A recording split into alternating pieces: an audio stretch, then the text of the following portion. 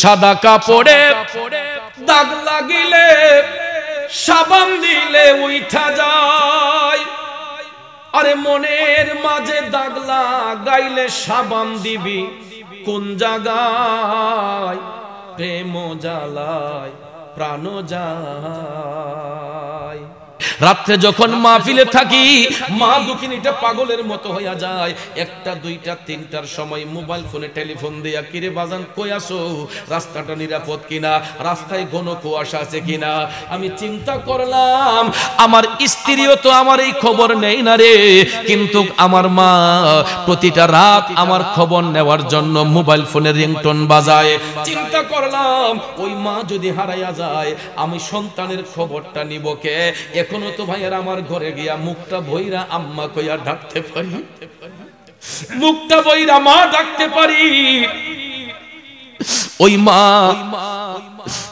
এখন পর্যন্ত রাতের বেলা ঘুমাই না, নিজের মুখের খাবারটা এখনো আমাদের জন্য রাইখা দেয়। বড় একটা মাছ কাটলে, একটা মুরগি জবাই করলে, গরুর গোশতটা রান্না করলে মা নিজের মুখে দেওয়ার আগে বাটিতে উঠাইয়া রাইখা দেয়, আমার সন্তান আইসা খাইব।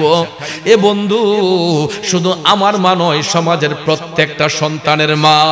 আপনিও ঘরের বাহিরে থাকেন, আইসা দেখবেন মা ঠিকই আপনার খাবারটাকে সুন্দর করে গুছাইয়া রাখছে।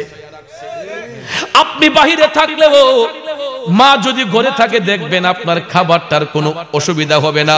রাত 2টার সময় আইসা যদি মারে ডাক দিয়ে কোন আম্মা গো ঘরে কিছু আসেনি, যদি ভাতটা ঠান্ডা হয় মা কই ফুত তুই হাত মুখটা দাও আমি খাবার রেডি করতেছি, তখন দেখবেন এই মাঘ মাসে শীতের মধ্যে, পুষ মাসে শীতের মধ্যে মা চুলার মধ্যে আগুন জ্বালাইয়া সন্তানের জন্য গরম গরম খাবারটা তৈরি করবে। ঘরের স্ত্রী হয়তো ঝাড়ি মারতে পারে, এত রাতে তোমারে ভাত রান্না দিতে পারবো না, এত রাতে তরকারি গরম করে দিতে পারবো না। স্ত্রী হয়তো নিজের কষ্টের কারণে স্বামীকে বলবে তুমি পারলে খাইয়া নেওয়া, আমাকে ডাইকো না, কিন্তু এই কথাটা মা বলবে না। রাত 2টা-2:30টার সময় যদি মারে আইসা কো আম্মা ঘরে কিছু আসেনি গো, দেখবেন আপনার মাটা খুশি হইয়া কইব ফুত তুই হাত মুখটা ধুইয়া আস, আমি খাবার তৈরি করতেছি। দেখবেন অসুস্থ শরীর লয়ে আপনার মা চুলার মধ্যে আগুন ধরাইয়া দিছে, খাবার তৈরি কইরা দেখবেন সন্তানের সামনে গরম গরম খাবারটা দিছে। বাবারে, এটার নামই হচ্ছে মা। আমি যখন রাত 2টা-2:30টার মাহফিল শেষ করি, আমার আম্মা আমারে শিখাইয়া দেয় ফুত যার বাড়িতে খাও তাদেরকে বইল খাবারগুলো একটু গরম কইরা দেওয়ার জন্য। শীতের দিন ঠান্ডা খাবার খাইলে তোমার গলা বসে যেতে পারে, ঠান্ডা পানিটা খাইলে তোমার গলা বসে যেতে পারে। আমি ঘর থেকে বের হলে, বাসার থেকে যদি বের হই, আম্মা নিজে গ্যাসের চুলায় গরম পানি কইরা আমার ফ্লাক্সে দিয়ে দেয় যে ফুত একটু কষ্ট হইলো, ঠান্ডা পানি না খাইয়া গরম পানিটা একটু মিশাইয়া খাইও, তোমার গলা প্রেসার পড়বে না। এটার নাম হচ্ছে মা।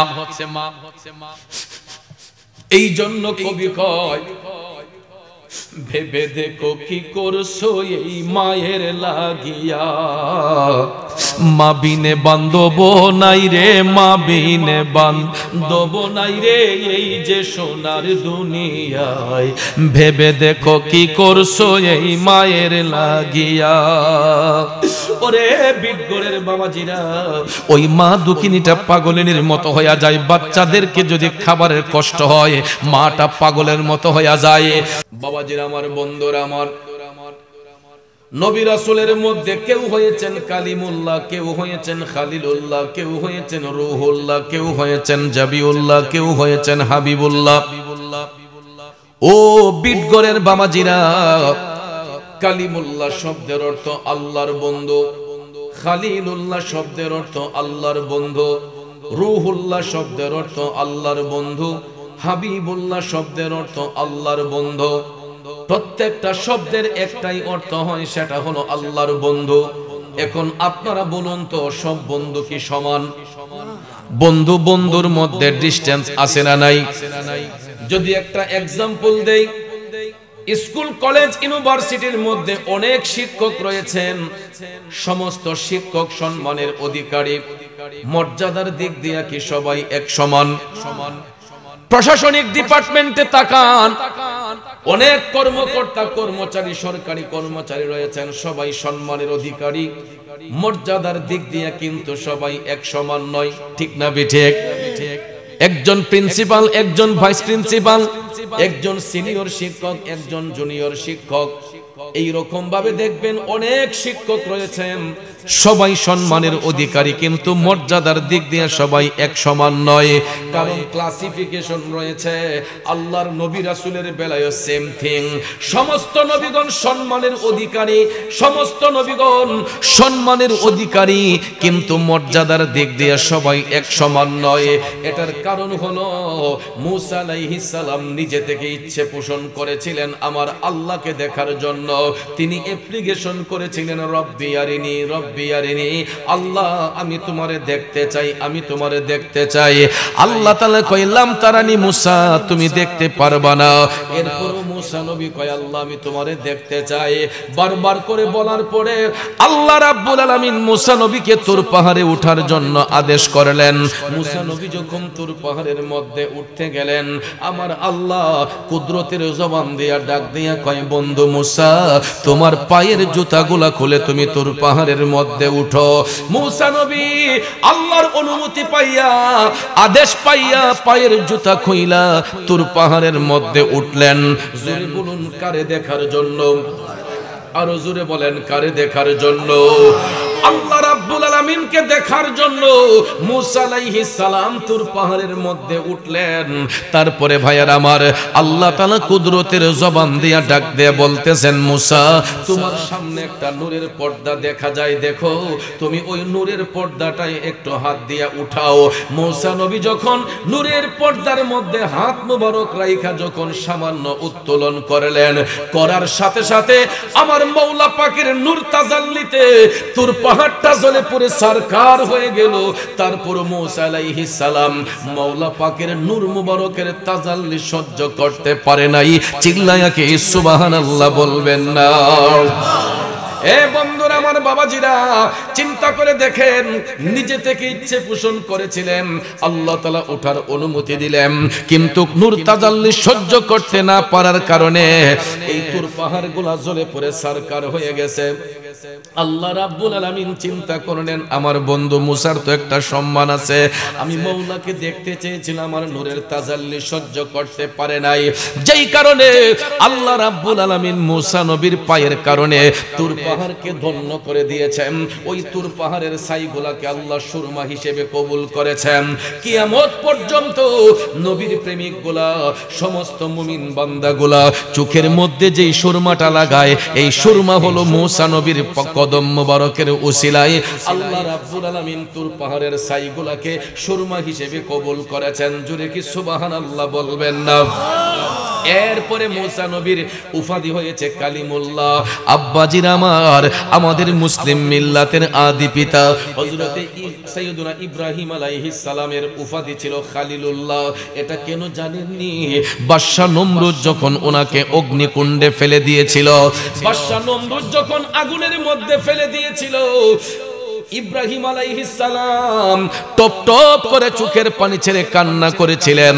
যখন তিনি আল্লাহর হাবিব রহমাতাল লিল আলামিন, মায়ের নবী, দয়ার নবীর ভালোবাসা অন্তরে নিয়া যখন চোখের পানি ছাইরা তিনি কান্না শুরু করলেন, ওই পানিটা যখন আগুনের মধ্যে পড়েছে, সাথে সাথে মূসা সাথে সাথে ইব্রাহিম নবীর চোখের পানি আগুনে পড়াতে আগুনটাকে আমার আল্লাহ ফুল বাগিচা বানাইয়া দিছে। যেই কারণে সুরের ভাষায় বলা হয়, আরে খালিলুল্লাহ প্রেমিক ছিল, নমরুদে আগুনে দিল। খালিলুল্লাহ প্রেমিক ছিল, নমরুদে আগুনে দিল।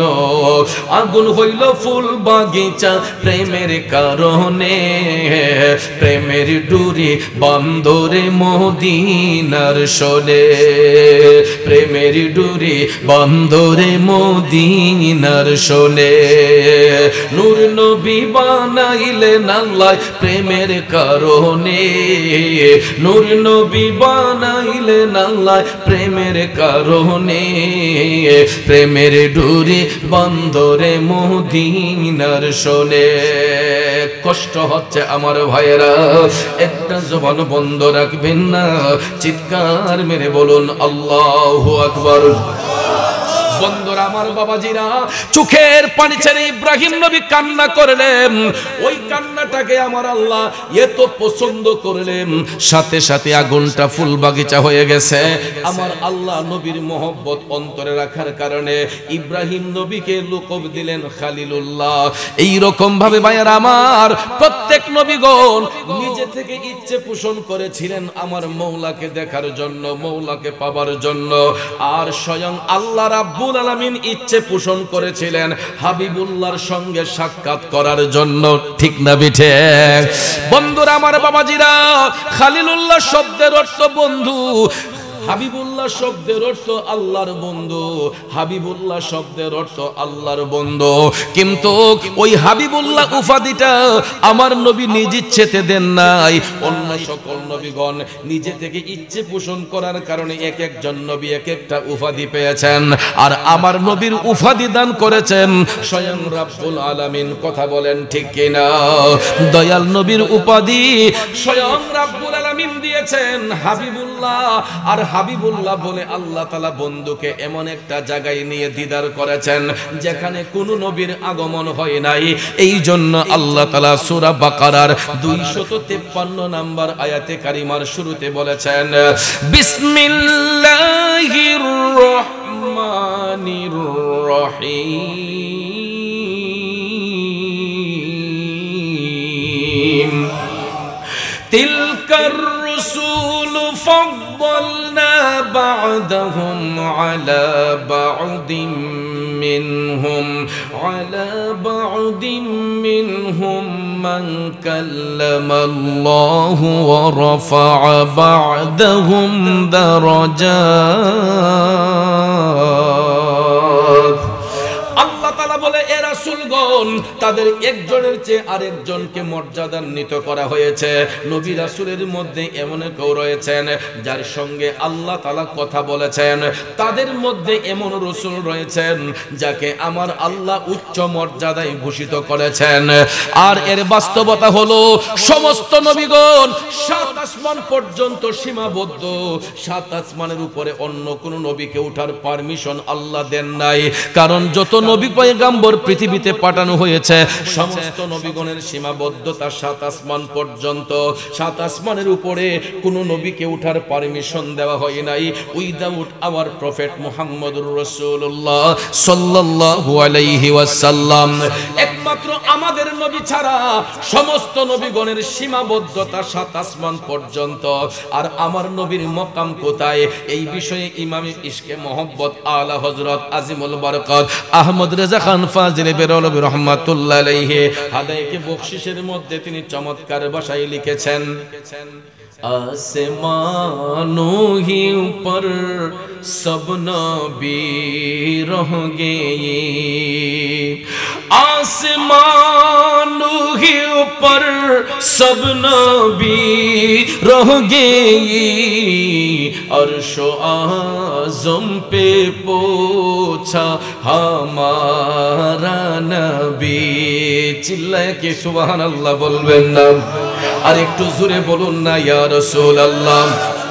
আমার আলা হযরত লিখতেছেন, পৃথিবীর জমিনে আল্লাহ তাআলা যত নবী রাসূল প্রেরণ করেছেন, আসমানুহি উপর সব নবী রহ গয়ে, সমস্ত নবীগণ 7 আসমান পর্যন্ত সীমাবদ্ধ। আর সমস্ত নবীগণের কাদের মধ্যে জিনার কদম মোবারক, তিনি হলেন আমাদের নবী রাহমাতাল লিল আলামিন। ওই নবীর মকাম বলতে যায় আলা হযরত লিখেন, আরশো আযম পে পৌঁছা হামারা নবী, আমার নবী আরশ মুআল্লায় পৌঁছলেন। ও বন্ধু গভীর মনোযোগ মনোযোগ, আরশ মুআল্লার কাছাকাছি যখন রাসূল গেলেন, আমার আল্লাহ কুদরতের জবান দিয়ে তখন ডেকেছিলেন, উদনু মিন্নি ইয়া হাবিবি, উদনু মিন্নি ইয়া হাবিবি। ও বন্ধু আরেকটু কাছে আসুন, কাছে আসুন বন্ধু গো, আরেকটু নিকটে আসুন, নিকটে আসুন। এই কথা কোন নবীকে আল্লাহ তাআলা বলেন নাই, একমাত্র রাহমাতাল লিল আলামিন নবীর সম্মানে আল্লাহ কয় উদনু মিন্নি ইয়া হাবিবি। ও বন্ধু আপনি আরো কাছে আসুন, কাছে আসুন। সুবহানাল্লাহ কোন আরে আরশ আজম পারি দিয়া খোদা তাআলার কাছে গিয়া, উদনু মিন্নি ইয়া হাবিবি দয়াল নবী শুনতে পান, উদনু মিন্নি ইয়া হাবিবি দয়াল নবী শুনতে পান। আমি পাপী অপরাধী গাইব কি নবীজির শান, ইয়া রাসূলুল্লাহ ইয়া হাবিব ইয়া রাসূলুল্লাহ ইয়া হাবিবাল্লাহ ইয়া রাসূলুল্লাহ ইয়া হাবিবাল্লাহ। কষ্ট হইতেছে আমার বাবাজিরা, জগতের বন্ধুরা রে, ও বিটগড়ের বাবাজিরা, আমার সম্মানিত মা বোনরা যারা শুনতেছেন গো, আমার নবী আরশ মুআল্লার কাছাকাছি, আল্লাহ তাআলা কয় উদনু মিন্নি ইয়া হাবিবি। বন্ধু আরেকটু কাছে আসুন, কাছে আসুন। দয়াল নবী আরশের কাছাকাছি, এমন সময় আমার নবী আরশের মধ্যে উঠবেন। নবীজির পাও মুবারকের মধ্যে জুতা মুবারক ছিল। দয়াল নবী আমার জুতা মুবারক রাইখা মহান আল্লাহর আরশের মধ্যে উঠতে চাইলে আল্লাহ তাআলা ডাক দিয়া কয় হাবিব, ও বন্ধু আপনি কেন জুতা রেখে আমার আরশের মধ্যে উঠতেছেন? দয়াল নবী ডাক দিয়া কয় আল্লাহ, আমি কেমনে আপনার মহান আরশের মধ্যে জুতা নিয়ে উঠে? আপনি তো আপনার বন্ধু মূসাকে নির্দেশ দিয়েছিলেন জুতা খুইলা তুর পাহাড়ে উঠার জন্য। আমি রাসূল কেমনে আপনার মহান আরশে জুতা নিয়ে উঠে? আল্লাহ তাআলা ডাক দিয়া কয় ও প্রাণের হাবিব গো, ও বন্ধু আমি এই জন্য মূসাকে জুতা খুলে উঠতে বলেছি। মূসা আমি মওলার নূর তাজাল্লি সহ্য করতে পারবে না, যেই কারণে জুতা খুলে তুর পাহাড়ে মূসারে উঠাইয়া আমি আমার মূসার পায়ের কারণে তুর পাহাড় দণ্ড করেছে। আর আপনি বন্ধুকে এই জন্য জুতা মুবারক নিয়ে আমার আরশে উঠতে বলেছি। হাবিব আমার মহান আরশ আপনি বন্ধু নবীর জুতা মুবারকের ধুলির অপেক্ষা করতেছে। আল্লাহ তাআলা ডাক দিয়া কয় প্রাণের হাবিব গো, ও প্রাণের বন্ধু আপনার জুতা মুবারকের ধুলি দিয়া আমি আল্লাহর আরশটারে ধন্য করে দেন। হাত তুলে বলুন ইয়া রাসূলুল্লাহ, আর একটু জোরে বলুন ইয়া হাবিবাল্লাহ। এ বিদগড়ের বাবাজিরা এই জন্য শায়েরে লিখেছেন, আরশ কুরসি যার পায়ের ধুলা মাখি তো চাই সারা বেলা। আরশ কুরসি যার পায়ের ধুলা মাখি তো চাই সারা বেলা। উম্মতের দরদি এমন আর তো দেখি না, উম্মতের দরদি এমন আর তো দেখি না। ও মুসাফির জিয়ারতে চলো মদিনা, ও মুসাফির জিয়ারতে চলো মদিনা। সেথায় আছেন নূর নবীজি দয়ার খাজিনা, সেথায় আছেন নূর নবীজি দয়ার খাজিনা। ঠিক না ঠিক? নবী আমার আছেন যেথায় জান্নাতের বাগান তো সেথায়। নবী আমার আছেন যেথায় জান্নাতের বাগান তো সেথায়। সেই বাগানের পরশ পেলে কিছুই চাহি না, সেই বাগানের পরশ পেলে কিছুই চাহি না। ও মুসাফির জিয়ারতে চলো মদিনা, ও মুসাফির জিয়ারতে চলো মদিনা। সেথায় আছেন নূর নবীজি দয়ার খাজিনা। একটা জবানও বন্ধ রাখবেন না। চিৎকার মেরে বলুন আল্লাহু আকবার। আর একটু মায়ার সুরে বলি ইয়া রাসূলুল্লাহ। আমার বাবাজিরা, বন্ধুরা, যেই কথাটা বলতে চেয়েছিলাম, আমরা এমন একজন নবীর উম্মত, ওই নবীর জুতা মুবারকের ধুলিতে আমার আল্লাহর আরশ মুআল্লা দন্ন হয়ে যায়। তাইলে বিটগড়ের বন্ধুরা, যেই নবীর জুতা মুবারকের ধুলিতে আল্লাহর আরশ দন্ন হয়, ওই নবীর গোলামির প্রয়োজন আছে না নাই? আরো জোরে কোন আছে না নাই? আমরা তো মুখে মুখে বলি আছে, কিন্তু বাস্তবে বলি প্রয়োজন নাই। যদি বাস্তবে প্রয়োজন মনে করতাম, তাইলে একটা মানুষ নবীর আদেশ অমান্য করত না, একটা মানুষ নামাজ কাজা করত না, একটা মানুষ রোজা কাজা করত না, একটা মানুষ মানুষের মনে কষ্ট দিত না, কোনো মানুষ মানুষের সঙ্গে প্রতারণা করত না।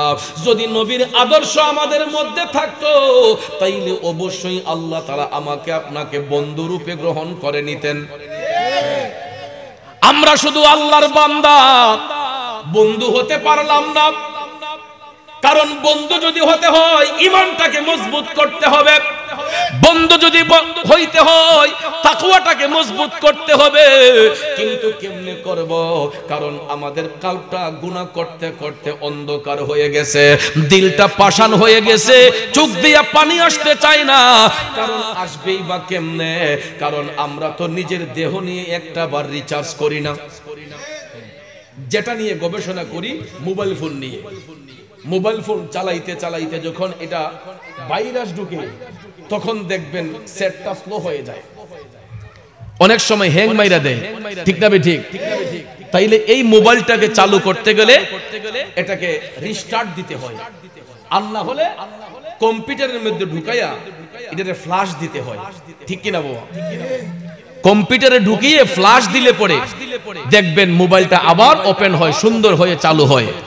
আর এটা ব্যবহার করতে করতে অনেক সময় দেখবেন এটা হ্যাং মেরে দেয়, ভাইরাস ঢুকে মোবাইলের মধ্যে, সফটওয়্যারে ভাইরাস ঢুকে। অনেক সময় কম্পিউটারে কাজ করতে গেলে দেখবেন নেট স্লো হয়ে যায়, ভাইরাস ঢোকার কারণে সফটওয়্যারে কাজ করে না। তখন দেখবেন এটারে সফটওয়্যারটাকে আপনার চালু করার জন্য, ওপেন করার জন্য আরেকটা ভাইরাসের একটা সফটওয়্যার আছে, ভাইরাস নির্মূল করার জন্য এটা দিয়ে এটার মধ্যে ঢুকাইয়া তখন এটারে ভাইরাস নির্মূল করে। কথা কোন ঠিক না ঠিক? তো ভাইয়ের আমার, বন্ধুর আমার, আমার কথা হলো মোবাইলের আবিষ্কার কয়শো বছর হইছে, সফটওয়্যারের আবিষ্কার কতদিন হইছে। এ বন্ধুর আমার, বাবাজিরা, গুগল সফটওয়্যার যে আমরা ব্যবহার করতেছি, এই গুগল সফটওয়্যারটাও কিন্তু একটা মানুষের দ্বারা তৈরি। ঠিক না ঠিক? অথচ দেখেন এই গুগলের কারণে সারাটা বিশ্ব ভ্রমণ পরিচালনা হয়। সমুদ্র পথে যে জাহাজগুলো দৌড়তেছে, সমুদ্রের কোন কুল কিনারা আছে? এক একটা সমুদ্রের আয়তন কত, চিন্তা করে দেখেন তো। সমুদ্রের দৈর্ঘ্যটা কতটুকু? কয় হাজার কিলোমিটার, কিন্তু কুল নাই, কিনার নাই। এটার মাঝখান দিয়ে আটলান্টিক মহাসাগর বলেন, বঙ্গোপসাগর বলেন, ভারত মহাসাগর বলেন, লোহিত সাগর বলেন, প্রত্যেকটা মহাসাগর দিয়ে শত শত হাজার হাজার জাহাজ এক দেশ থেকে আরেক দেশে পাড়ি জমাচ্ছে। ঠিক কি না? এটা কিভাবে যাচ্ছে, চিনতেছে কিভাবে? এটাকে লোকেশন দিচ্ছে গুগল। কথা কোন ঠিক কিনা? এটাকে লোকেশন দিচ্ছে গুগল। ভাইয়ার আমার, শুধু সমুদ্র পথ নয়, আকাশ পথে হাজার হাজার বিমান উঠতেছে। কথা কোন ঠিক কিনা? বর্তমানে আমাদের মাথার উপরে শত শত বিমান উঠতেছে, আমরা কি টের পাইতেছি? কিন্তু দেখেন আকাশ পথে যে বিমান উঠতেছে, এক একটা বিমানের সঙ্গে আরেকটা বিমানের কোন ধাক্কা লাগতেছে? এটাকে নিয়ন্ত্রণ করতেছে গুগল। নিয়ন্ত্রণ করতেছে গুগলে। এই যে স্থলপথ দিয়ে আমরা চলতেছি, অনেক জায়গায় রাস্তা চিনি না, কিন্তু গ্রামের নামটা যখন জানি, অমুক গ্রাম, অমুক থানা, তখন অমুক উপজেলা, গ্রামের নামটা লিখলে গুগল সফটওয়্যার এমন সহযোগিতা করে আমাদেরকে রাস্তাটা দেখায় দেয়। এবং রাস্তা শুধু দেখায় না, কোন জায়গার মধ্যে জাম আছে, কোন জায়গার মধ্যে জাম থাকতে পারে, এটা পর্যন্ত গুগল সফটওয়্যারে দেখায় দেয়। এবং হবিগঞ্জ থেকে এই বিটগড় আসতে কয়েক ঘন্টা সময় লাগবে, কয়েক ঘন্টা সময় লাগতে পারে, আমার এই ধারণাটা গুগলে দিতেছে। কথা কোন ঠিক কিনা? ভাইয়ের আমার, বন্ধুরা আমার, এটা এমন একটা সফটওয়্যার, গোটা পৃথিবীর এমন কোন গ্রাম নাই, এমন কোন অঞ্চল নাই যেটা গুগল ম্যাপের ভিতরে না আছে। এই বিটগোর নামটা আমি আপনি দিতে হয় নাই, এটা গুগল সফটওয়্যারের মধ্যে নামটা আছে। এখন প্রশ্ন হলো, ওই গুগল সফটওয়্যারের আবিষ্কারও কিন্তু একজন সাধারণ মানুষ, কথা কোন ঠিক কিনা?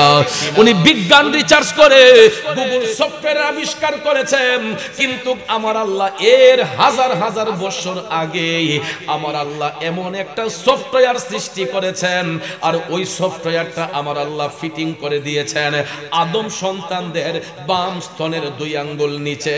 এটাকে বলা হয় লাতিফায়ে কালব। কি বলা হয়?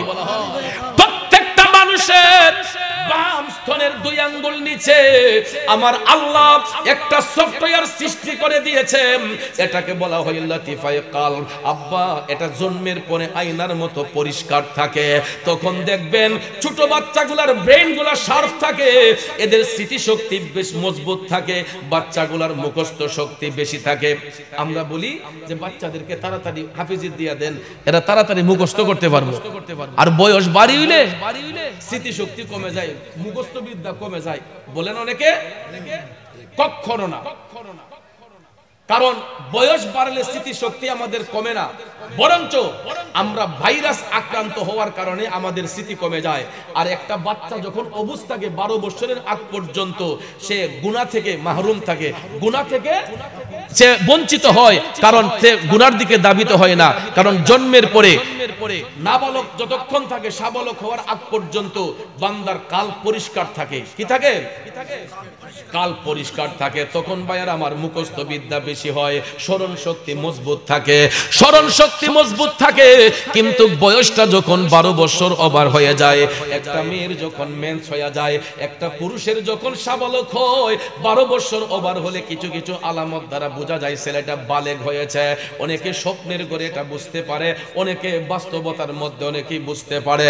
বন্ধুরা আমার, বালেগ হওয়ার রয়েছে, মেয়ে যখন বালিকা হয়, শাবালিকা হয়, তখনও কিছু কিছু আলামত দ্বারা প্রকাশ হয়। যখন কিশোর মেয়ের যখন মেন্স হবে, তখন বুঝবে সে বালিকা হয়ে গেছে, শাবালিকা হয়ে গেছে। একটা ছেলের যখন কিছু সিমটম রয়েছে ভাইয়ার আমার, এই জিনিসটা যখন তার দেহ থেকে বের হয়ে যায়, তখন বুঝতে হবে না ছেলেটাও বালেগ হয়েছে। একটা মেয়ে একটা ছেলে যখন বালক শাবালিকা হয়ে যায়, শাবালক শাবালিকা যখন হয়ে যায়, তখন আমাদের 3 ধরনের নফসানিয়ত আছে বাজান। এর মধ্যে একটা নফসের নাম হচ্ছে নফসে আম্মারা, আর একটা হচ্ছে নফসে লাওয়ামা, আর একটা হইছে নফসে মুতমাইন্না। 3 ধরনের নফসানিয়ত আমাদের। কয় ধরনের? এর মধ্যে কঠিন যেটা নফসে আম্মারা, এটা শয়তান ধোঁকার মধ্যে আমাদেরকে ফালাইয়া দেয়। মানুষ নফসে আম্মারার ধোঁকায় পড়ে বালেগ হওয়ার পরে মানুষ আস্তে আস্তে পাপ করতে শুরু করে। পাপ করতে করতে আমাদের এই আয়নার মতো পরিষ্কার কালটা টিক্কার মতো কালো হয়ে যায়। কিসের মতন হয়ে যায়? টিক্কার মতো কালো হয়ে যায়। তখন দেখবেন ভাইয়ার আমার, লৌহের মধ্যে জং ধরলে যখন দা দিয়ে যখন কাজ না হয়, কেসি দিয়ে যখন কাজ না হয়, তখন দেখবেন এটার মধ্যে মরিচা ধরে ফেলে। ঠিক না? ঠিক না? দাও যদি কাজ না করেন, এটা কি ধার থাকে? এটার ধার মরে যায়। তখন দেখবেন কামারের দোকানে নিয়ে এটারে আমরা হাতুড়ি দিয়ে বাড়ি দিয়া এই লোহের জং দূর করা হয়। কথা কোন ঠিক না? ঠিক। জংকার পরিষ্কার করা হয়, এটারে শাম দিতে হয়। ঠিক তদ্রূপ ভাবে বান্দার কাল্ব যখন গুনাহ করতে করতে অন্ধকার হয়ে যায়, এই অন্ধকার কাল্বটাকে পরিষ্কার করার জন্য, এই কাল্বের ভাইরাস দূর করার জন্য বেশি বেশি করে আল্লাহর জিকির করতে হয়, নবীর দুরূদ শরীফ পড়তে হয়, নেক আমল করতে হয়, তাইলে এই কাল্বটা পরিষ্কার থাকে। আর কাল্ব যখন পরিষ্কার হয়ে যায়, বান্দা চোখ বন্ধ করলে শুধু পৃথিবী নয়, আল্লাহর আরশ পর্যন্ত দেখতে পারে। ভাইয়ের আমার, বন্ধুরা আমার, এই জন্য যুগে যুগে যত সাহাবা হয়েছেন, তাবেঈন হয়েছেন, তবে তাবিন হয়েছেন, আইম্মায়ে মুজতাহিদ হয়েছেন, খুলাফায়ে রাশিদিন হয়েছেন, ওলি আব্দাল গাউস কুতুব হয়েছেন, তারা ঈমান এবং তাকওয়ার মাধ্যমে আমার আল্লাহরে খুশি করছে। তারা ঈমান এবং তাকওয়ার মাধ্যমে আমার আল্লাহরে খুশি করছে। আর বর্তমান সমাজের মধ্যে আমরা মুখে মুখে আল্লাহ বলি, অন্তরের মধ্যে থাকে শয়তানি। মুখে মুখে নবী বলি, অন্তরের মধ্যে থাকে নবীর শানে দুশমনি। কথা কোন ঠিক কিনা? তাইলে আমার আপনার কাশফুল কলব হবে কিভাবে, আমার আপনার কাল্ব জিন্দা হবে কিভাবে? এই জিন্দা কাল্বটা যদি থাকে রে, চোখ বন্ধ করলে আমার নবী দেখা যায়, চোখ বন্ধ করলে আমার আল্লাহর আরশ দেখা যায়, চোখ বন্ধ করলেই পৃথিবীর খবর জানা যায়। কথা বলেন ঠিক কিনা? কিন্তু আমরা মুখে মুখে বলি নবী, অন্তরে কোনো খাসিয়ত নাই। এর বাস্তবতা হলো, আমি এখনো যদি প্রমাণ দেই যে ভাই বলেন তো আজকে কয়জন লোক এশারের নামাজটা পড়ছেন? জামাতের সহিত বাদ দিলাম, একাকী কয়জনে আজকে এশারের নামাজটা পড়ছেন? আমারে যদি বলেন তাহলে আমি দেখা যাবে উত্তর আসবে এখানে 3 ভাগের 2 ভাগ মানুষ বাদ হয়ে যাবে। রাগ করছেন? 3 ভাগের 2 ভাগ লোক হাত তুলবে যে হুজুর আমরা তো এশার নামাজটা পড়ি নাই, পড়তে পারি নাই। কারণ হুজুর সাংসারিক ঝামেলা, ব্যবসা বাণিজ্য ঝামেলা, হেদ কামানে কাজ করি হুজুর নামাজটা পড়তে পারি না, এমন অজুহাত দেই কিনা? ফজরের নামাজের কালে ছিলাম আমি ঘুমের ঘরে, জোহর গেল আইতে যাইতে, আসর গেল কামের দায়, হায় আল্লাহ নামাজ আমার হইল না আদায়, নামাজ আমি পড়তে পারলাম না, দারুন খান্নাসের দায়, নামাজ আমার হইল না আদায়, মাগরিবের নামাজের কালে ছিলাম আমি গোহাল ঘরে, হাওর থাইকা আইলো না গাই, বাসুর আমার বান্দা নাই, নামাজ আমার হইল না আদায়। এমন অজুহাত আসেনি? হ্যাঁ, গরু বছরের দোয়াই দে, হেদ কামারের দোয়াই দে, কামের ঝামেলায় সংসারদারি কইরা হুজুর নামাজটা পড়তে পারছি না, আসেনি মন? এশার নামাজের কালে বিবি বলে চাল ফুরাইছে, চাইলাম আয়ার কান্দন শুইনা, কান্দে পাগল দূরবীন সায়, নামাজ আমার হইল না আদায়। এই সংসারদারি করতে করতে করতে করতে আমার আসল জিনিস আমি নষ্ট করে ফেলি। বাবাজিরা আমার, এমন দোহাই দিয়া বাঁচা যাবে না। নামাজের জন্য আমার আল্লাহ জমিনটারে পরিষ্কার করে দিছে, জমিনটারে পাক বানাইয়া দিছে। বাজানদি, ক্ষেতের লাইলের মধ্যে দাঁড়াইয়া কেবলামুখী হয়ে আপনাকে নামাজ পড়তে হবে, ঠিক না বেঠে? আপনার শরীরে কাদা লাগছে, তাই বলে আপনার শরীর নাপাক হয় নাই। শরীরে কাদা লাগছে তাই বলে আপনার শরীর নাপাক হয় নাই, কারণ নামাজের জন্য জমিনটারে আল্লাহ পাক বানাই দিছে। চোখে যদি দেখি এখানে নাফাকি পড়ছে, প্রস্রাব পড়ছে, পায়খানা পড়ছে, তাহলে ওই জায়গাটা হয়তো নাপাক হইতে পারে। কিন্তু ভাইয়ারা আমার, আল্লাহর জমিন পুরাটা আমাদের চোখটা আল্লাহ দিয়েছেন দেখার জন্য। জমিন হলে পাক। ভাইয়ারা আমার, জমিনের মধ্যে আপনি যেই কোনো জায়গায় কেবলামুখী হয়ে সালাত আদায় করতে পারেন। অনেক সময় ভাইয়ারা আমার দেখা যায় কাপড় দুর্বল লাগবো, কাপড় ময়লা হইব, এই জন্য অনেকে দেখা যায় দুবরার মধ্যে দাঁড়ায় নামাজ পড়ে না। আপনারা বলেন নামাজ কাজা করলে সওয়াব না গুনাহ? নামাজ কাজা ফরজ তরক করলে কেমন গুনাহ হয়? কবিরা গুনাহ হয়। কথা কোন ঠিক কিনা? তাহলে ওই নামাজটা কিভাবে কাজা করি বলেন? অনেকে কাপড় ময়লা হবে এই জন্য দাঁড়াইয়া নামাজ পড়ে না। ভাই আপনি বলেন নামাজের দাম বেশি না কাপড়ের দাম বেশি? কাপড়ের মধ্যে যদি মাটি লাগে, ময়লা লাগে, এটা সাবান দিয়ে ধুইলে পরিষ্কার হয়ে যাবে। কথা কোন ঠিক কিনা? ওরে সাদা কাপড়ে দাগ লাগিলে সাবান দিলে উঠা যায়, আরে মনের মাঝে দাগ লাগাইলে সাবান দিবি কোন জায়গায়? প্রেম জ্বালায় প্রাণ যায়। প্রেমের অনেক প্রকার আছে বাজান। দুনিয়ার প্রেমের মধ্যে ধোঁকা আছে, আমার মৌলার প্রেমের মধ্যে কোনো ধোঁকা নাই, ঠিক না বেঠিক? এই জন্য মনের মধ্যে দাগ লাগাইতে নাই। এই যে কালটাকে অন্ধকার করে ফেলি, মানুষের দিলগুলা পাষাণ হইয়া যায়, তখন দেখবেন তার সামনে কেউ মরে গেলেও চোখের পানি আসে না। মানুষ মানুষকে খুন করতে দ্বিধা করে না, মানুষ মানুষকে ঠকাইতে দ্বিধা করে না, কারণ তার দিল মরে আছে, এই দিলের মধ্যে কালি লাগছে, এই জন্য মানুষের প্রতি তার দরদ নাই। কথা কোন ঠিক কিনা? ভাইয়ার আমার, আজকে যারা নেতৃত্ব দিচ্ছে সমাজে, দেখবেন এরা এতিমের মাল খাইয়া ফেলে। এরা রিলিফের মাল খাইয়ে ফেলে, এরা রাস্তার টাকা খাইয়া ফেলে। আসেনি না? রাগ করছেন আমার কথায়? ডিজিএফ এর চাউল আসছে, দেখা যায় কয়েকজন রে দিয়া বাকিটা বেচা হেরা ফটো বলিস। কথা বলেন, আসেনি এরকম? আবার দেখবেন এবারে বলে নামাজ ছাড়া ভাতই খায় না, এবারে বলে নামাজ ছাড়া ভাতই খায় না। কিছু কিছু ফাকনা লোকের আলাপ শুনবেন, বোঝা যায় যে তারা কোরআন হাদিস সব মুখস্থ। এমন মিষ্টি মিষ্টি কথা। গত কয়েকদিন আগেও একজন রে পাইছিলাম, আমার দ্বারা বইয়া কত কোরআন হাদিসের কথা, কত কোরআন হাদিসের কথা। একটু ভরে দেওয়া যায়, 10,000 টাকা তোলা দেওয়া দিছে। আচ্ছা ঠিক আছে, আপনি বালু ভরেন, সমস্যা নেই, আপনি বালু ভরতে দেন, আমি দেখাম। কত দিছে? সব শেষ, রাস্তা পরিষ্কার, নিজের চোখে দেখছি। মাগরিবের টাইমে মিয়া এত মুসাফিরদের আলাপ করলো, কিন্তু আমার সাথে জামাতে নামাজটা পড়ছে না। আর কোরআন হাদিসের কথা শুনে বুঝছি যে মাস আল্লাহ আসমানের ফেরেশতা ফাটাইছে। কিন্তু দেখা যায় 10,000 টাকা ফটো লই লিছে, হুজুর হাসি, ভালো থাকেন, হ্যাঁ ভালো থাকেন, হুজুর ভালো থাকেন, হ্যাঁ হাসি, একবার আইসেন দেখা করেন। আচ্ছা ঠিক আছে, জান।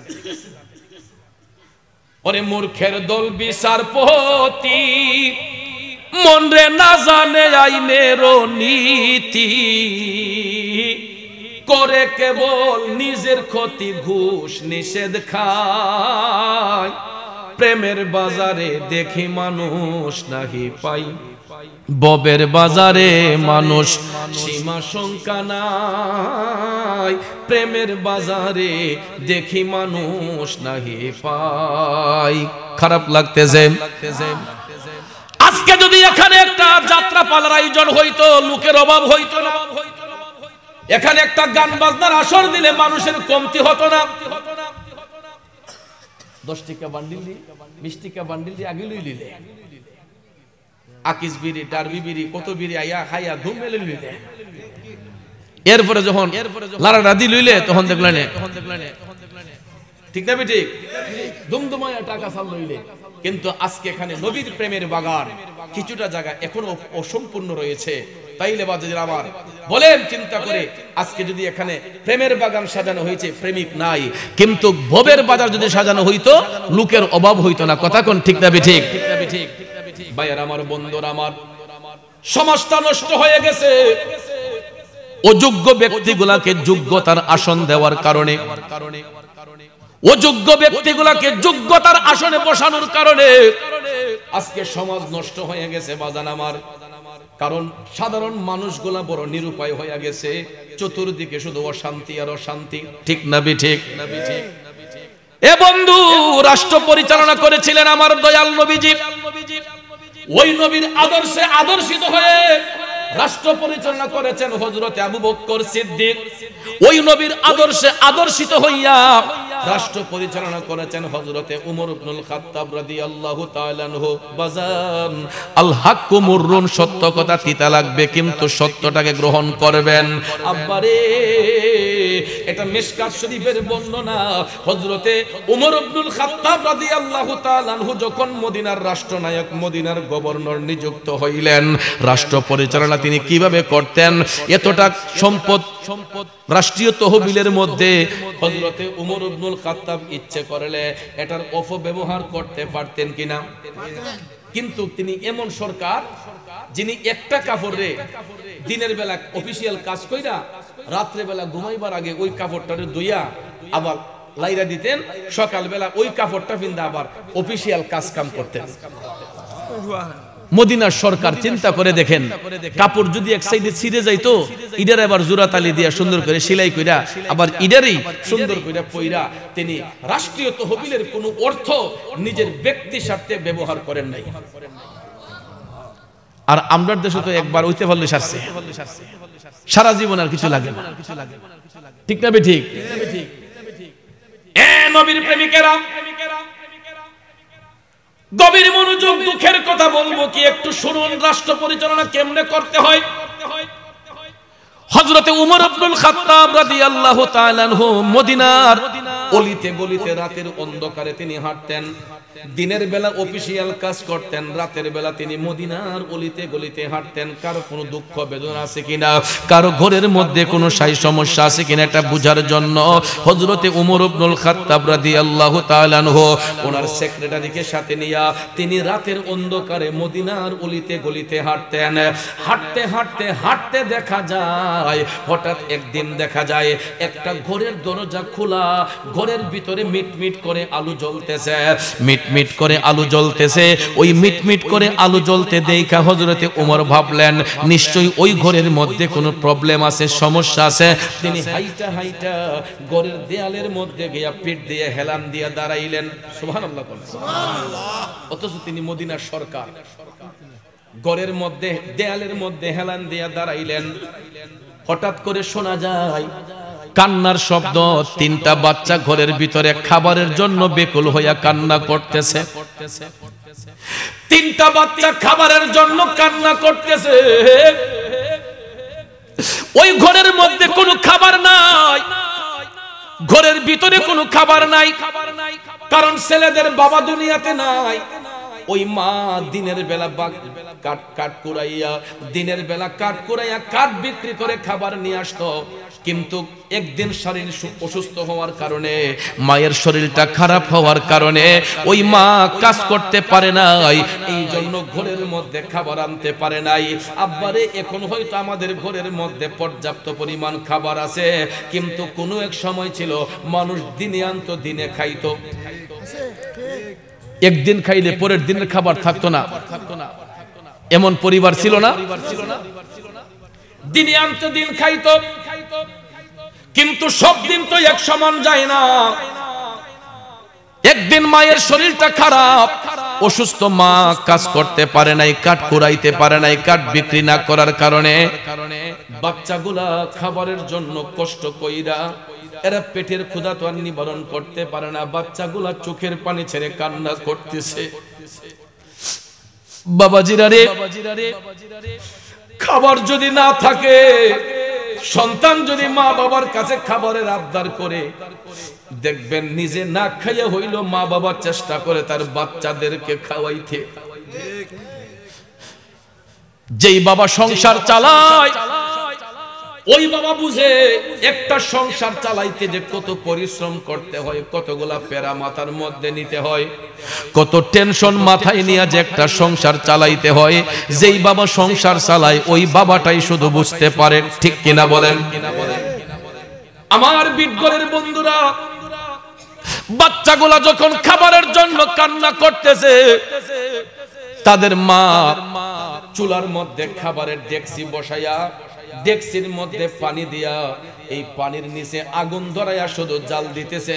একটা কাঠি হাতে নিয়া গরম পানির ডেকচির মধ্যে নাড়াচাড়া কইরা বাচ্চাদেরকে সান্ত্বনা দিচ্ছে, একটু অপেক্ষা কর, খাবার তৈরি হয়ে যাচ্ছে, একটু পরেই তোদেরকে খাবার দেব।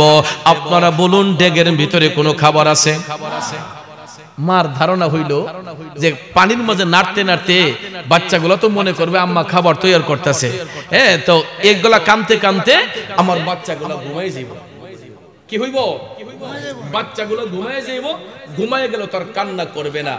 দিনের বেলা আমি সকালবেলা ভোরে গিয়া কাজ কইরা, কাঠ কুড়াইয়া, কাঠ বিক্রি কইরা খাবার আইনা বাচ্চাদেরকে খাওয়াইব।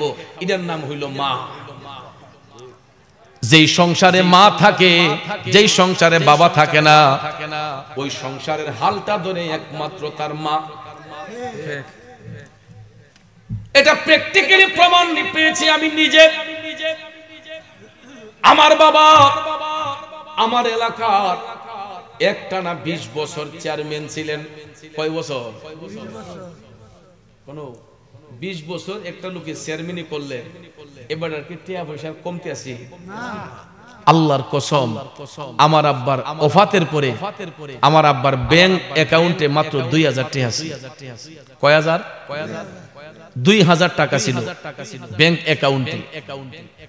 বলতে পারেন হুজুর আপনারা কি শহর বাড়ি গাড়ি করে দিছি না? কখনো না। আমার দাদার আমলের যে ঘর আছিল, কাটকেওয়ারি ঘর, আমাদের ওই ঘরটাই ছিল। বরঞ্চ আমার বাবা 20 বছর চেয়ারম্যানই করে আমার দাদার সম্পদ বিক্রি করছেন, একখানি জমিন কিনছেন না।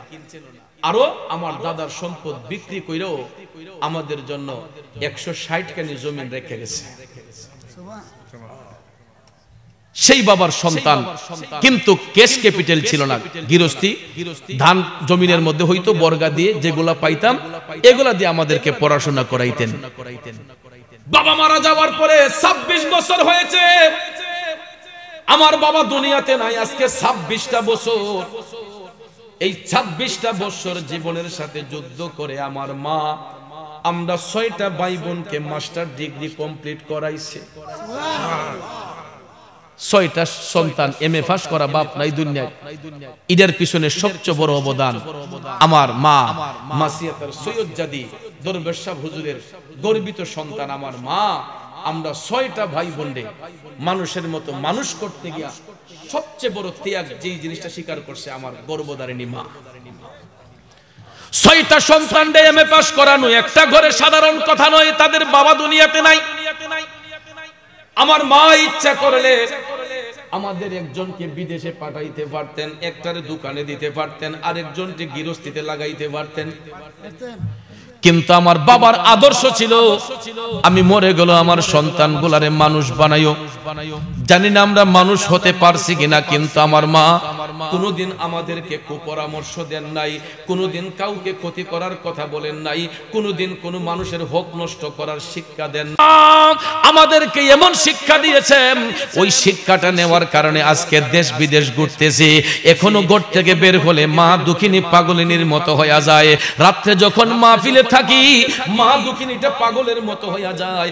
1টা 2টা 3টার সময় মোবাইল ফোনে টেলিফোন দিয়া, কিরে বাজান কই আছো, রাস্তাটা নিরাপদ কিনা, রাস্তায় ঘন কুয়াশা আছে কিনা।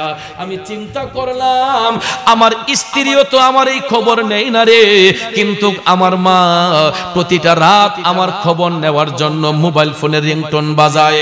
চিন্তা করলাম ওই মা যদি হারাইয়া যায় আমি সন্তানের খবরটা নিব কে।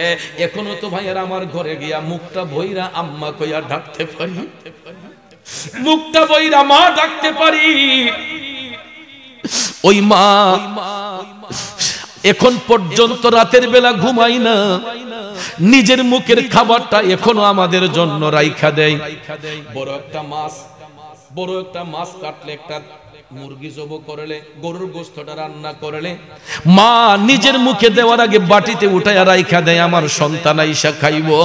এ বন্ধু, শুধু আমার মা নয়, সমাজের প্রত্যেকটা সন্তানের মা। আপনিও ঘরের বাহিরে থাকেন, আইসা দেখবেন মা ঠিকই আপনার খাবারটাকে সুন্দর করে গুছাইয়া রাখছে। আপনি বাহিরে থাকলেও মা যদি ঘরে থাকে দেখবেন আপনার খাবারটার কোনো অসুবিধা হবে না।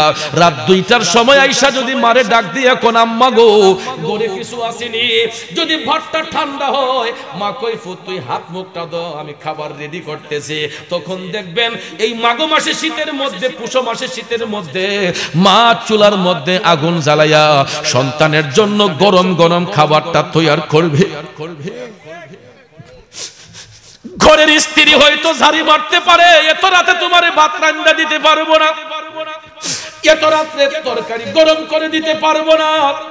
স্ত্রী হয়তো নিজের কষ্টের কারণে স্বামীকে বলবে তুমি পারলে খাইয়া নেও, আমাকে ডাইকো না, কিন্তু এই কথাটা মা বলবে না।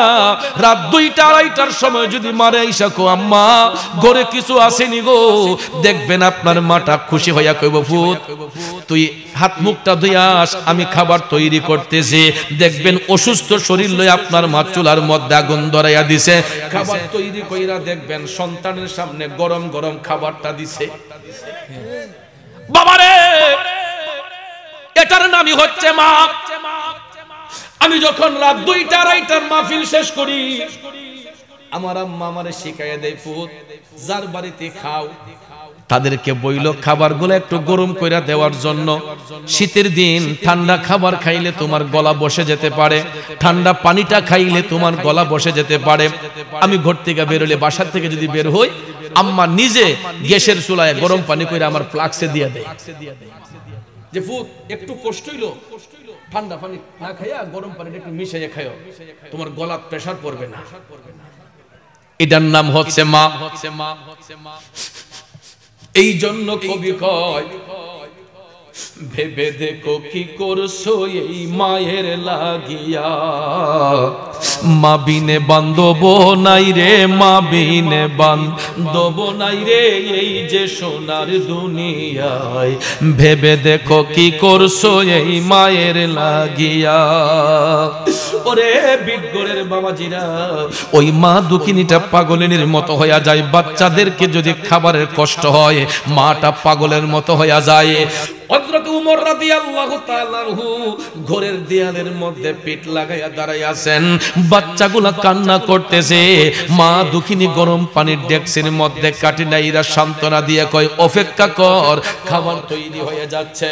ওই বাচ্চাগুলা তো পেটের ক্ষুধায় কাতর, মা সান্ত্বনা দিচ্ছে আর হযরতে উমর রাদিয়াল্লাহু তাআলা আনহুকে বকাবকি করতেছে যে উমরের মতো একজন রাষ্ট্রনায়ক হইয়া আমার বাচ্চাগুলা খাবারের কষ্ট করতেছে, এমন সরকার মদিনাতে না থাকাই ভালো। আল্লাহু আকবার। বেটি চিল্লাইয়া কইতেছে এমন সরকার মদিনাতে না থাকাই ভালো। যেই সরকার থাকার পরে আমার বাচ্চাগুলা খাবারের কষ্ট করতেছে, এই সরকার দিয়ে লাভ কি? এই কথা শুনে ফেলছেন হযরতে উমর। শোনার সাথে সাথে হযরতে উমরের চোখের পানিগুলা টপ টপ করে পড়তেছে। হযরতে উমর মদিনার সরকার টপ টপ করে কান্না করতেছে। রাষ্ট্রনায়ক কান্দা কান্দা কই, আমার কারণে আজকে বাচ্চাগুলো এত কষ্ট করতেছে। আমি উমর, আমার জন্য ওই খাবারটা কেমনে হালাল হইব রে? আমার এলাকায় আমার কারণে বাচ্চার কষ্ট হইতেছে, পরিবারটা কষ্টে থাকতেছে। হযরতে উমর টপ টপ করে চোখের পানি ছাইরা নিজের কাছে নিজে লজ্জিত হইয়া চিন্তা করলেন, এখন কি করব রে? ওই মহিলার সামনে গিয়া যদি এখন আমি দাঁড়াই আমার মুখ নিয়া, ওই মহিলা তো আমারে কখনো রেহাই দিবে না, ক্ষমা দিবে না। সাথে সাথে হযরতে উমর উপস্থিত একটা কৌশল অবলম্বন করে নিজের পরিচয়টা গোপন করে ফেললেন। গোপন কইরা মুখের মধ্যে তিনি কাপড় বাইদা ফেললেন। কাপড় বাইদা ওই মহিলার ঘরের দরজার মধ্যে হযরত উমর গিয়া নক করলেন। নক করার পরে মহিলা মনে করছে চোর ডাকাত মনে হয়। তখন হযরত উমর ডাক দিয়ে যে, মাগো, আমি একজন আগন্তুক, আমি কোনো চোর ডাকাত নয়, ওই রাস্তা দিয়ে যাচ্ছিলাম, আপনার বাচ্চাদের কান্না শুনে আমার একটু মায়া হয়েছে, একটু দরদ হয়েছে, আপনি অনুমতি দিলে আমি একবার ঘরে ঢুকতে চাই। তো মহিলা মনে করছে মনে হয় কোনো কিছু নেওয়ার জন্য কৌশল অবলম্বন করছে। তখন ভদ্র মহিলা বলতেছে, বাবারে, আমি আমার বাচ্চাগুলাকে নিয়ে কষ্টে দিন কাটাইতেছি, তাদের বাবা নাই, আমি কাঠ কুড়াইয়া খাই, আমার ঘরে কোনো খাবার নাই, বাবা তুমি চলে যাও, আমাকে ডিস্টার্ব করো না, আমার ঘরে কিছু নাই। হযরতে ওমর পরিচয়টা গোপন করে বলতেছেন, মা আপনি আমার একটাবার অনুমতি দেন, আমি কোনো চোর ডাকাত নয়, আপনি বিশ্বাস রাখতে পারেন, আপনি অনুমতিটা দেন, আমি আপনার ঘরে ঢুকবো। এখানে একটা মাসালা আছে, দেখেন তিনি মদিনার সরকার, মদিনার সরকার, তা সত্ত্বেও উনি ইচ্ছে করলে যেই কোনো ঘরে ঢোকার ক্ষমতা রাখেন, রাখেন না? কিন্তু অনুমতিবিহীন কারো ঘরে প্রবেশ করতে নাই। আপনার কাছে, আপনি দেশের সরকারও যদি হন, আপনি আসামি ধরতে গেছেন, একটা ঘরের ভিতর থেকে আসামি ধরতে গেল ওই ঘরের আগে অনুমতি নিতে হয়। প্রশাসনের লোক হুট করে এসে দরজা ভেঙে ঘরে ঢুকবে, এটা তার কোনো আইনে নাই, কোনো সংবিধানে নাই। আসামি ঘরে থাকলেও ওই ঘরে হুট করে ঢুকতে পারবে না, উনি আগে অনুমতি নিতে হবে যে আমি ঘরটা তাল্লাশি করব, আপনারা অনুমতি দিলে আমি ঘরে ঢুকবো, বা আমি ঘরে ঢুকতে চাই, আমি ঘর তাল্লাশি করব, আপনারা নিজেকে সেফ করে নেন। কিন্তু আমাদের দেশেও যদিও সংবিধানে এটা নাই, তারপরও এই আইনের খেলাফ করে অনেক মানুষ আছে না নাই? আইনকে অপব্যবহার করে আছে না নাই? রাতের অন্ধকারে আইসা দেখবেন কিসের অনুমতি, ঘরের মধ্যে মহিলা মানুষ আছে, মেয়ে মানুষ আছে, ঠাস ঠাস করে দরজা ভেঙে করে ঢুকে যায়। বাবাজিরা আমার গভীর মনোযোগ, মদিনার সরকার হযরত উমর ইচ্ছে করলে ঘরের মধ্যে ঢুকে যেতে পারতেন, কিন্তু তিনি বিনয় করে বলতেছেন, মা আপনি অনুমতি দিলে আমি ঘরের মধ্যে ঢুকবো। এখান থেকে শিক্ষা হলো আমার দয়াল নবীর শিক্ষা, আপনি যদি আপনার নিজের বাড়িতে ঢুকেন, আপনি বাড়ি থেকে ঢোকার আগে বাহির থেকে সালাম বিনিময় করতে হয়। আপনি নিজের বাড়িতে ঢুকলো, আমরা শ্বশুর বাড়ি যাই, মামার বাড়ি যাই, খালার বাড়ি যাই, বন্ধুর বাড়ি যাই, যাইয়া কি করি, ডাইরেক্ট গিয়া আফা বালানি ভাবি কেমন আছেন। আবার অনেক সময় দেখবেন সারপ্রাইজ দিবার জন্য অনেক কিছু টেকনা আছে, এরা বলে সারপ্রাইজ দেয়, ডাইরেক্ট গিয়া নীরবে গিয়া ঠাস করে গরু ঢুকে যায়। আছে না? আছে না? ইসলাম এটা নিষেধ করেছে, ইসলাম নিষেধ করেছে। আমার রাসূল বলেছেন শ্বশুর বাড়ি মামার বাড়ি কেন, আপনার নিজের বাড়িতে ঢোকার আগেও আপনি ডাইরেক্ট ঢুকতে পারবেন না, অথচ আপনি ঘরের কর্তা। রাসূল বলেছেন আপনি বাড়িতে ঢোকার আগে বাহির থেকে সালাম বিনিময় করেন। সালাম যদি উত্তর না আসে, সালামের জবাব নিজে দিয়া 3 বার গলা কাশি দেন। কেন? ঘরের ভিতরে মহিলা মা বোনদের একটা ব্যক্তিগত স্বাধীনতা আছে। অনেক মা বোনরা এরা বাহিরে স্বাধীন নয়, এরা ঘরের ভিতরে স্বাধীন। আমরা পুরুষরা বাহিরে স্বাধীন, ঠিক না ঠিক? যেই কোনো জায়গায় আমরা ভ্রমণ করতে পারি, যেই কোনো জায়গায় চলাফেরা করতে পারি, যেই কোনো পরিস্থিতির ফেস মোকাবেলা করতে পারি, ঠিক না ঠিক? কিন্তু চাইলে একটা মহিলা পারবে না। কিন্তু মহিলা মা বোনদের ঘরের ভিতরে একটা ব্যক্তিগত স্বাধীনতা আছে। অনেক সময় ঘরের ভিতরে মহিলাদের মাথায় একটু কাপড় থাকে না, অনেকের বুকের উপর উন্না থাকে না। অনেক মহিলা আছে বাচ্চাকে দুধ পান করায়, আছে না? আমি কর্তা হয়ে যদি অনেক সময় ঘরে গিয়ে চুপ করে ঢুকে যাই, এরা লজ্জায় পড়ে যায়, ঠিক না ঠিক? লজ্জায় পড়ে যায়। অনেক সময় দেখবেন উপযুক্ত ভাই ঘরের মাঝে উপযুক্ত বোন আছে, আপনি ভাই ঘরে ঢুকছেন, আপনার বোন আপনাকে দেখে অনেক সময় লজ্জায় পড়ে যায়, তাড়াতাড়ি উন্নাটা টান দিয়া বুকের মধ্যে দেয়। কথা কোন ঠিক না? এই জন্য ঘরের অভিভাবক হলেও আপনি আপনার ঘরেও যখন ঢুকবেন আগে সালাম বিনিময় করবেন বাহির থেকে। সালামের জবাব যদি না আসে, রাসূল বলেছেন সালামের জবাবটা নিজে দাও, দিয়ে 3 বার গলা কাশি দিয়ে তোমরা ঘরে প্রবেশ করো। কারণ মহিলাদের মাথায় কাপড় না থাকলে তারা তখন কাপড় দিবে, বুকের উপর উন্না না থাকলে উন্না দিবে, বাচ্চাকে দুধ পান করানো অবস্থায় থাকলে তারা নিজেকে সেভ করে নেবে, ঠিক কি না? এই জন্য ভাইয়ের আমার, আজকের পর থেকে শিক্ষা নেবেন, কারো বাড়িতে ওপেনলি ডাইরেক্ট গিয়ে ঢোকা যাবে না, অনুমতির সাপেক্ষে ঢুকতে হবে। কথা কোন ঠিক কি না? একবার, দুইবার, 3 বার হযরত ওমর ডাক দিয়ে বললেন, মা আপনি অনুমতি দিলে আমি ঘরের ভিতরে একটু ঢুকতে চাই। একবার, দুইবার, 3 বার বলার পরে মহিলা অনুমতি দিলেন। হযরতে ওমর রাদিয়াল্লাহু তাআলা আনহু ঘরের মধ্যে প্রবেশ করে আগে মাকে সালাম দিলেন, আসসালামু আলাইকুম ওয়া রাহমাতুল্লাহ। মহিলা সালামের জবাব দিলেন। হযরত ওমর ডাক দিয়া কয়, মাগো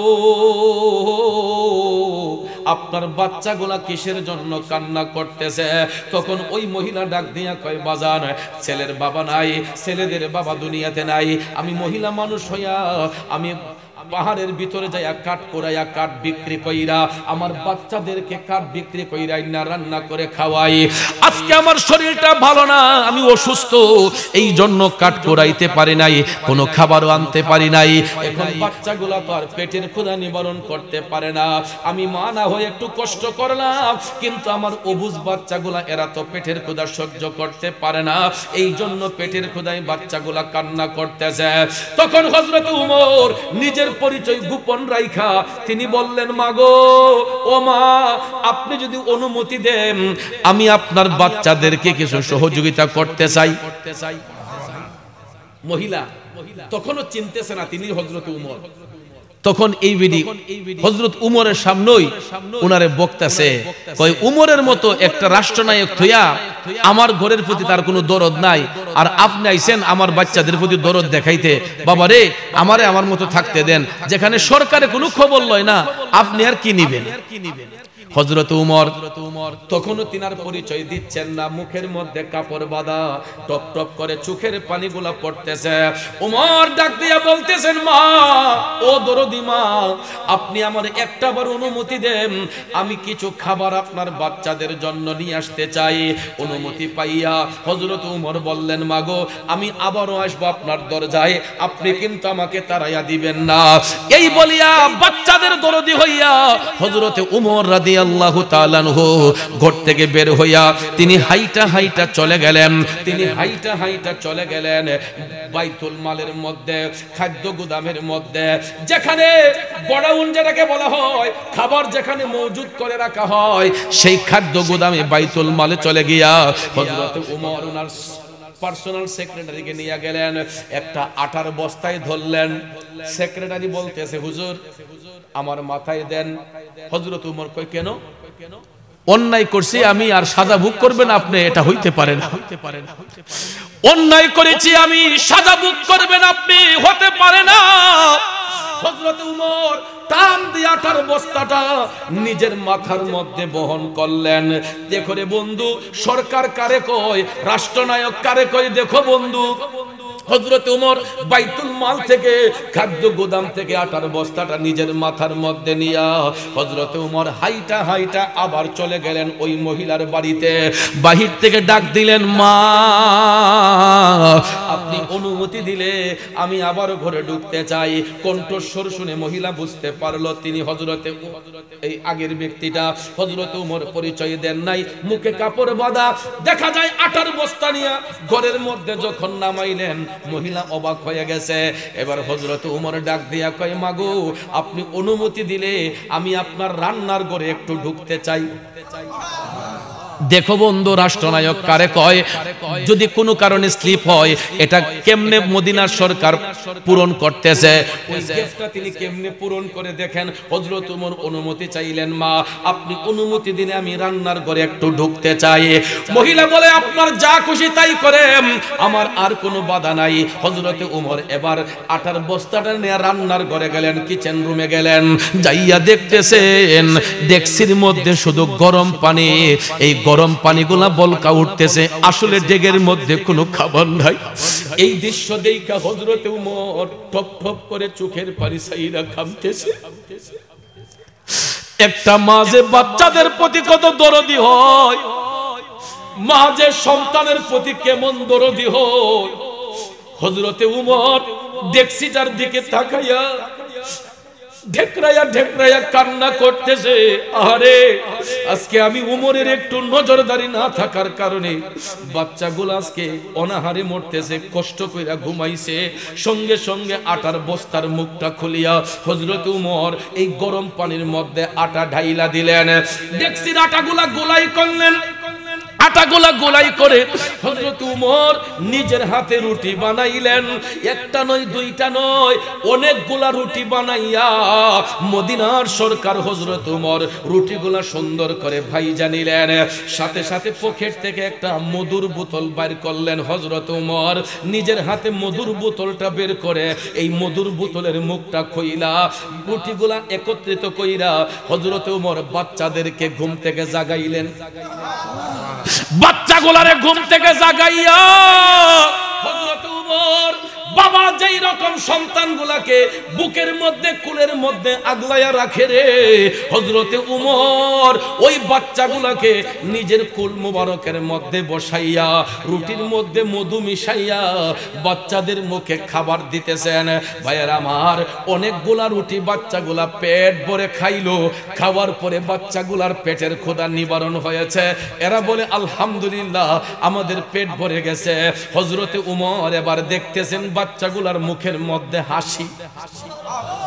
যেই বাচ্চাগুলো খাবারের জন্য কান্না করেছে, পেটের ক্ষুধা নিবারণ হওয়ার পরে এবার বাচ্চাগুলা হাসতেছে। হযরতে উমর আস্তে আস্তে নিজের অন্তরটারে খুশি করার চেষ্টা করতেছেন। হযরতে উমর মনে মনে খুশি হইতেছেন। বাচ্চাগুলা পেট ভরার পরে হযরতে উমর এবার মহিলারে ডাক দিয়া কয়, মাগো মা, এখান থেকে আপনিও কিছু রুটি খান, এখান থেকে আপনিও কিছু খেয়ে নেন। মহিলাও ওই মধু মিশ্রিত রুটি খাইয়া পেট যখন ভরলো, হযরতে উমর তখনও মুখের কাপড়টা খুলেন নাই।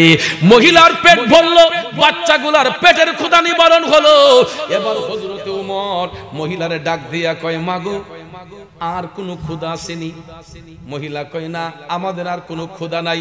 হযরতে উমর পরিচয় গোপন রাইখা বললেন, মা, এখানে তো আরো অনেক খাবার আছে, আর আমি এটা ওয়াদা দিচ্ছি আজকের পর থেকে আপনার ঘরে কোনোদিন খাবারের আর ত্রুটি হবে না। তখন মহিলা খুশি হয়ে গেল হযরতে উমর এখন তো চলে যাবেন, কিন্তু যাওয়ার পূর্বে হযরতে উমর মহিলা মারে ডাক দিয়া কয়, মা আর তো আপনার ঘরে কোনো কষ্ট নাই। কয় না। তখন হযরত উমর কয়, মা আমার একটা অনুরোধ আছে, আপনি রাখবেন নি? কয়, কি অনুরোধ?